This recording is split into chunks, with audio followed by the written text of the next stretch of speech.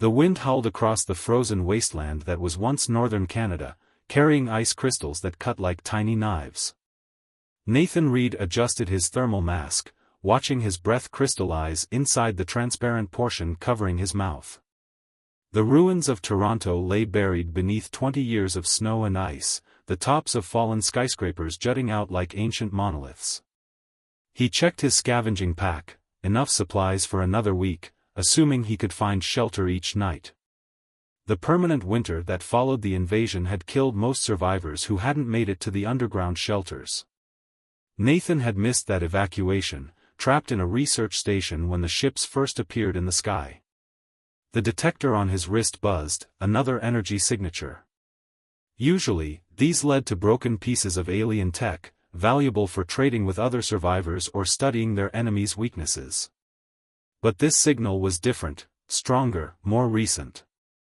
Nathan crouched behind a snow-covered concrete slab, raising his modified pulse rifle. Through the swirling snow, he caught a glimpse of something that made his heart stop, a crashed shuttle, its silvery hull still steaming from atmospheric entry. He approached cautiously, years of survival instincts screaming at him to turn back. The shuttle's design was unfamiliar, sleeker than the warships that had decimated Earth cities, with elegant curves that reminded him of ancient Celtic art. A sound caught his attention, soft moaning coming from inside the wreck. Nathan's finger tightened on the trigger. He'd learned the hard way that mercy could get you killed in this frozen hell. But when he reached the shattered cockpit, what he saw challenged everything he knew about their conquerors. The alien pilot was humanoid, her skin a pale lavender, with iridescent markings that seemed to pulse with her labored breathing. She wore what appeared to be formal diplomatic robes, now torn and stained with silvery blood. Her eyes opened, stunning violet irises with pupils that contracted in fear at the sight of him. But instead of reaching for a weapon, she spoke in perfect English. "Impossible, you're human." Nathan kept his rifle trained on her. "Last time I checked." "Want to tell me why that surprises you so much?" The alien tried to move but winced in pain. "My name is Vestra. I'm a junior diplomat from the Galactic Council. And you're supposed to be extinct. All of you." Nathan's finger tightened on the trigger. "Extinct? Is that what they're telling everyone out there? That they succeeded in wiping us out?" Vestra's eyes widened. "No, you don't understand. We were told Earth was destroyed by natural disasters, massive climate shifts triggered by your industrial development. The Council sent aid ships, but they arrived too late." A bitter laugh escaped Nathan's throat. "Aid ships? Those were warships. I watched them turn our cities to ash." Vestra tried to sit up again, her face contorted in pain. "That's impossible. The Council would never." She stopped, her expression changing from confusion to horror. Unless we've all been lied to." Nathan was about to respond when his motion detector buzzed again. Multiple signatures, moving fast. "We've got company," he growled, scanning the horizon. "The Sentinel Corps," Vestra whispered, real fear in her voice. "They're not supposed to be in this sector. They must have tracked my shuttle when I diverted from my assigned route." "Friends of yours?" "No," she said firmly. "If they find me here, they'll kill us both. I've seen too much, a living human, evidence that contradicts official history." Nathan knew he should leave her. Every survival instinct screamed at him to run, to let the aliens deal with their own problems. But something in her voice, in the genuine horror as she realized her people's complicity in humanity's near extinction, made him hesitate. "Can you walk?" he asked gruffly. Vestra tested her legs, wincing. "I think so. My species heals quickly." Nathan sighed, already knowing he'd probably regret this. "There's a secure shelter about 2 kilometers from here. If you're lying to me." "I'm not," she said, meeting his gaze. "I've spent my life studying diplomatic archives, looking for inconsistencies in official histories.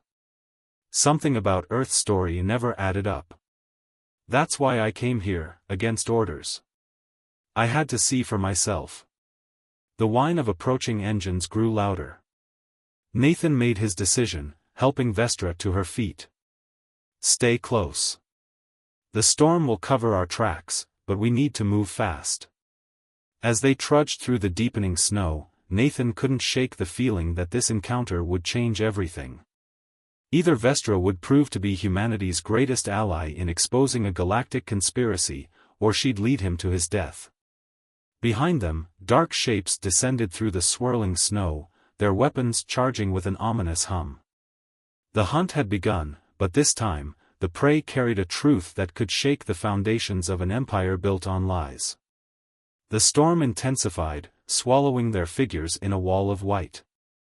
And somewhere in that frozen wasteland, a spark of hope flickered to life, hope that humanity might finally learn the true reason for its near extinction, and perhaps find justice in the stars that had betrayed them. The abandoned research facility loomed before them, its walls encased in sheets of ice. Nathan led Vestra through a maintenance tunnel, checking each corner with practiced caution. His shelter wasn't just a hole in the ground, it was a forgotten laboratory where he'd spent years studying salvaged alien technology. Vestra's eyes widened as they entered the main chamber. Scattered across makeshift workbenches were dissected pieces of alien tech, each meticulously labeled and connected to human analytical equipment. "You've been studying our technology," she whispered, recognition dawning in her violet eyes. "Someone had to understand why you came," Nathan replied, activating the facility's backup generators. Warm light flickered through the chamber, revealing walls covered in star charts and intercepted alien transmissions. While everyone else was running or dying, I was watching, learning. Vestra moved to one of the displays, her iridescent markings pulsing with intensity. "These are military frequencies, encrypted channels used by the Sentinel Corps." "How did you break the encryption?" Nathan allowed himself a grim smile. "Turns out your superior technology isn't so different from ours. Just more advanced versions of the same principles. Once I understood that, the rest was just persistence." A distant boom echoed through the facility. The Sentinels were sweeping the area. Nathan quickly engaged the facility's electromagnetic shielding, another modification based on stolen tech. "They won't find us here," he assured her, "but you need to start talking. Why would the Galactic Council lie about Earth's destruction?" Vestra sank into a chair, her diplomatic composure cracking. "The Council, they're not what most species think they are. They present themselves as benevolent guardians, ensuring peace between civilizations. But their true purpose is control." She gestured to the star charts. "Every species admitted to the Council follows a predictable pattern of technological and social development. It takes centuries, sometimes millennia, for a species to advance from planetary civilization to interstellar travel. But humans, we moved too fast," Nathan finished, understanding dawning. "From first computers to space exploration in less than a century." "Exactly. When our long-range sensors first detected Earth, your civilization was still using internal combustion engines. By the time the first observation team arrived 50 years later, you had quantum computers and were experimenting with FTL theory." Nathan remembered those days, the explosion of technological advancement that had defined the early 21st century. "So the Council saw us as a threat." "Not the entire Council," Vestra corrected. "But a powerful faction, the Preservers, believed humanity's rate of advancement was dangerous, unnatural. They argued that if humans joined the galactic community, they would destabilize thousands of years of carefully maintained order." She stood, moving to one of Nathan's workbenches. "But these modifications you've made, they prove their fears weren't entirely unfounded. In 20 years of isolation, you've not only understood our technology but improved upon it in ways we never considered." Another explosion, closer this time. The Sentinels were using payload charges to collapse abandoned structures, methodically eliminating potential hiding places. The Preservers engineered everything, Vestra continued, her voice tight with controlled anger. The natural disasters were targeted atmospheric strikes designed to look like climate collapse. The aid ships were actually there to ensure no humans escaped off-world. And then they rewrote history, erasing humanity's true fate from galactic records. Nathan's hands clenched. How many others know the truth? Very few. But there are those in the Council who suspect. Why do you think I was able to accidentally crash here? My mentor, she gave me coordinates, subtle hints. She wanted someone to find proof. Nathan walked to a sealed door at the back of the laboratory. Then it's time you saw what I've really been working on. He pressed his palm to the scanner, and the door slid open with a hiss. Inside was a single device, sleek, metallic, humming with power. Vestra gasped, recognizing its design. That's quantum transmission technology. But the encryption is unbreakable, according to the Council, Nathan finished. Except I found a way. This device can pierce their communication blackout, broadcast the truth to every civilized world simultaneously. They won't be able to stop it, won't be able to hide what they did anymore. Vestra stared at the device, then at Nathan. If you expose them, it won't just mean justice for Earth. It will shatter the Council's authority. Dozens of species will question everything they've been told. It could lead to war. Maybe that's what needs to happen, Nathan said quietly. Maybe the galaxy needs to see what real change looks like. The facility trembled as another explosion rocked the surface. The Sentinels were getting closer. Soon, they'd have to make a choice, stay hidden and safe, or risk everything to expose a truth that could reshape galactic civilization. Vestra's markings pulsed with determination. My people have lived with this lie for too long. If you're going to broadcast the truth, I want to help. My diplomatic codes, they'll make the transmission impossible to dismiss as propaganda. Nathan nodded, respect gradually replacing suspicion. Whatever happened next would change everything, not just for humanity's survivors, but for every species that had lived under the Council's manipulations. The hunt above continued, but below, in a frozen laboratory at the edge of a ruined world, hope began to take shape.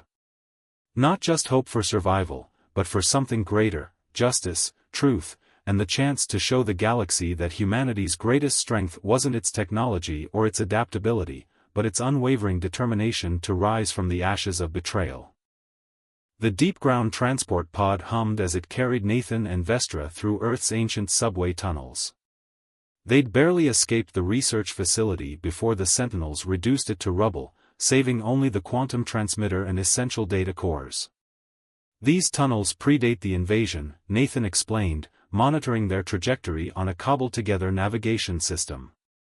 When the attacks began, survivors expanded them into a network connecting underground shelters. Most people think they're all abandoned now. But they're not, Vestra observed, noting the maintained tracks and power systems. Welcome to the real human resistance. The pod slowed as they approached a massive steel barrier. Hidden scanners analyzed their signatures, and the barrier silently parted to reveal Haven, humanity's greatest secret. The underground city sprawled through multiple levels, its walls lined with hydroponic gardens glowing under artificial sunlight. People moved purposefully through the corridors, many wearing modified versions of salvaged alien tech. Children played in communal areas, their laughter echoing off steel walls, a sound Vestra had been told was extinct. 15,000 survivors, Nathan said quietly. All living proof of the Council's lies. And this is just one of 7 cities we've built. A group of armed guards approached, led by a tall woman with silver-streaked black hair. Read, she acknowledged, then fixed her stern gaze on Vestra. This better be worth the risk. Commander Blackwood, Nathan nodded. She knows the truth about the invasion. And she has diplomatic codes that could make our broadcast impossible to ignore. The commander studied Vestra intently. Follow me. Both of you. They descended to a secure level where dozens of humans worked at hybrid stations combining Earth and alien technology. Blackwood led them to a central chamber dominated by a holographic display of the solar system. For 20 years, she explained, we've been gathering evidence, building our strength. Every piece of alien tech we salvage gets reverse engineered. Every transmission we intercept gets analyzed. We've developed defenses against their weapons, learned to mask our energy signatures. Vestra absorbed the implications. You're not just surviving. You're preparing to fight back. We're preparing to reveal the truth, Blackwood corrected. But the Sentinel Corps' presence changes things. If they're here, the preservers must suspect something. We need to move faster. A young technician rushed in. Commander. We've detected multiple ships entering the atmosphere. Different design from the Sentinels. Vestra's markings pulsed with recognition. The diplomatic corps. My disappearance must have raised alarms among the reformers in the council. Can they be trusted? Blackwood demanded. Some of them.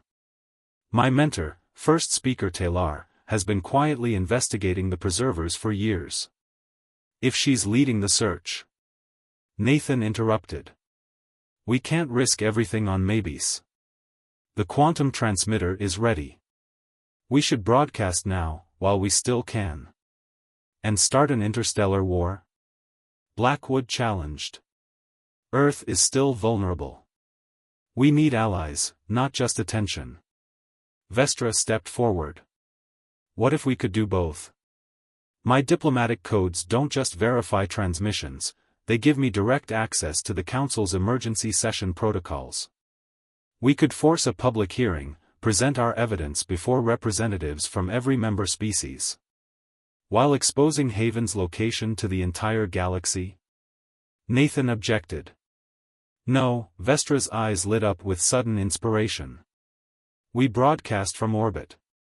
Your quantum transmitter, combined with a diplomatic ship's authentication protocols, they'd have to acknowledge it. And with the evidence of Haven documented but its location still hidden. Blackwood's expression hardened with decision. We've got ships. Rebuilt from salvaged parts, enhanced with our own innovations. But launching them would expose capabilities we've kept hidden for 20 years. They already know we're here, Nathan argued. The Sentinels saw our tech in the lab. Better to act now, on our terms. Alarms suddenly blared through the complex. The technician's hands flew over his console. Multiple breaches in the upper tunnels. They found us. Sentinels? Blackwood demanded. No, different energy signatures. Diplomatic Corps ships, like she said. But there's something else. His face paled. Preserver's capital ships just appeared in high orbit. They're charging weapons. The chamber erupted into action. Blackwood barked orders as Haven's defense systems activated. They had minutes to decide, stay hidden and risk extinction, or launch everything they had in one desperate bid for truth and survival. Nathan met Vestra's gaze. In her eyes, he saw the same determination he felt, a shared understanding that some secrets were too important to keep, some truths worth any risk to expose. The time for hiding was over. Humanity would rise again, not as victims seeking revenge, but as warriors bearing truth that could transform a galaxy built on lies. The modified alien cruiser shuddered as it broke atmosphere, carrying Nathan, Vestra, and a strike team from Haven. Behind them, the underground city's defensive systems engaged, masking their launch with a cascade of false signatures. Commander Blackwood's voice crackled through the comm. You've got 30 minutes before the preserver's ships can reposition. Make it count. In the ship's hold, the quantum transmitter hummed with power. Nathan's modifications had transformed it from a simple communication device into something unprecedented, a a tool that could pierce the Council's information control across thousands of light-years. "Multiple ships on intercept course," reported Wren, their pilot and Haven's best combat engineer. "Diplomatic Corps vessels. They're hailing us." Vestra stepped forward, her diplomatic markings glowing with authority. "This is Junior Diplomat Vestra. Priority clearance code Theta-97." The response was immediate, a holographic projection of an elderly alien with silvery skin and wisdom lines etched deep in her face. "Vestra," first speaker Taylor's voice carried equal measures of relief and concern. "The Preservers claim you've been compromised by hostile forces." "The Preservers are the hostile forces," Vestra countered. "Speaker, humanity survived. Their extinction was engineered, and I have proof." Nathan watched the exchange tensely, finger hovering near the weapon controls. "If this went wrong..." Taylor's expression shifted subtly. "The evidence you discovered in the archives, it was true? All of it? The atmospheric strikes, the false aid mission, the coordinated erasure of human civilization, I've seen their survival bunkers, their adapted technology. The Preservers didn't protect galactic stability, they attempted genocide out of fear." Warning alarms blared. The Preservers' capital ships had begun their descent, weapons charged. Taylor's image flickered. "They're jamming communications. Whatever you're planning, do it now." Nathan activated the quantum transmitter. Screens throughout the ship lit up with incoming data as the device connected to the galactic network. "Broadcasting in 30 seconds, he announced. "Once this starts, there's no stopping it." Vestra's hands flew over the diplomatic console, encoding the transmission with her highest-level authentication. Adding classified files from the archives.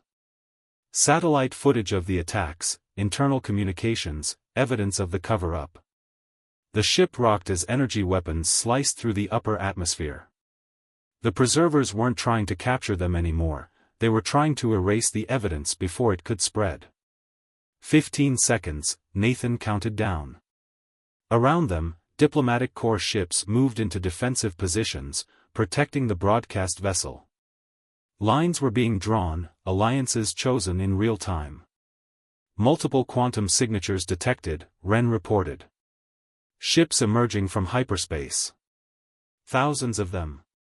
The void above Earth lit up as vessels from every Council species appeared, summoned by Vestra's emergency protocols, arriving just in time to witness the truth. The Preservers' ships halted their attack, suddenly surrounded. "Transmission complete," Nathan announced as the quantum transmitter's pulse rippled across space. "No way to stop it now." On every ship, every Council world, every colonial outpost, the evidence began to play. 20 years of lies unraveled in minutes. They watched as Earth burned, as humanity was driven underground, as records were altered and memories rewritten. And they watched recent footage from Haven, human survivors thriving, advancing, refusing to be erased. "The Council is convening an emergency session," Taylor announced, her image stabilizing. "All members, all species. The Preservers' authority is suspended pending investigation." But victory came with a price. The Preservers' flagship launched a final desperate salvo, not at the broadcasting ship, but at Earth itself. "They're targeting Haven," Wren shouted. Nathan's hands gripped the controls. They could escape into hyperspace now, their mission accomplished. But Haven was more than a bunker, it was proof that humanity deserved its place among the stars. "Plot an intercept course," he ordered. "Vestra, can your diplomatic codes override their weapons?" She was already moving, her fingers dancing across the console. Not alone. But with Speaker Taylor's authorization. The next few minutes would determine not just Haven's fate, but the future of human-alien relations. As their ship dove through the atmosphere, Nathan realized that exposing the truth was only the beginning. The real challenge would be building something new from the ashes of lies, a galaxy where humanity's rapid advancement was seen not as a threat, but as proof that evolution couldn't be controlled or contained. The Preserver's weapons charged, Haven's defenses engaged, and above it all, the truth continued to spread across the stars like ripples in a cosmic pond, changing everything it touched. The Galactic Council's emergency chamber hummed with tension as representatives from 100 worlds gathered to witness something unprecedented. Nathan stood beside Vestra on the central platform, facing the assembled species who had, until recently, believed his kind extinct. The Preserver's leaders sat in chains, their attempted attack on Haven thwarted by the combined intervention of diplomatic vessels and Haven's advanced defensive systems. First Speaker Taylor presided over the session, her ancient eyes holding the weight of revolution. "We gather to address not just the survival of humanity," she announced, her voice carrying across the vast chamber, "but the very foundations of our civilization. The evidence is irrefutable. The Preservers engineered humanity's near extinction, corrupted our archives, and violated every principle we claim to uphold." Nathan stepped forward, activating a holographic display that filled the chamber with images from Haven. "We didn't just survive," he declared. "We evolved. In 20 years of isolation, we learned to combine your technology with our innovation. We built cities in the ashes of our world. We prepared not for revenge, but for recognition." Murmurs rippled through the assembly as they witnessed Haven's achievements, hybrid technologies, advanced defense systems, and most importantly, a thriving civilization that had risen from devastating loss. The High Preserver, his ornate robes now stripped of authority symbols, rose to speak. "Everything we did was to protect galactic stability. Humanity's advancement was unprecedented, uncontrolled. They would have destabilized thousands of years of carefully managed progress." "Progress isn't meant to be managed," Vestra countered, her markings pulsing with conviction.